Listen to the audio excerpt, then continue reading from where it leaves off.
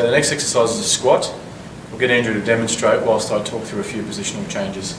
Squat's a very simple exercise. I just need to get Andrew to sit back onto the chair. In that bottom position, you'll notice that the angle of his trunk and the angle of his shin are really close to each other. Fine, I'll just get you to pop back up again, Andrew. Now, a lot of people may fold forwards at the trunk first when they do a squat. And now you'll see that the angle of the trunk there versus the angle of the shin is quite different from each other.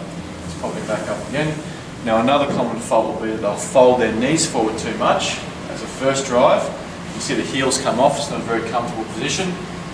The angle is quite sharp there, and yet it's quite vertical at that point. Okay, so one more good one, Andrew. Again, angle, angle, very similar. Now, just regards to feet position, either at hip or just outside hip width apart will give you enough clearance at the hips to be able to drive down nicely. You're just going to jump into the bar now. Now, with positioning the bar, you'll notice he's dead in the centre, which is good. And he wants the bar to be in the meaty part of the upper shoulder there, not, as you roll back down, on the bony part of the neck. Obviously the pressure there on the meaty part is going to feel a lot more comfortable. So he's going to step back up, walk back from the rack, find his feet position again, just like the first one. And again, sit back down. And nothing changes now.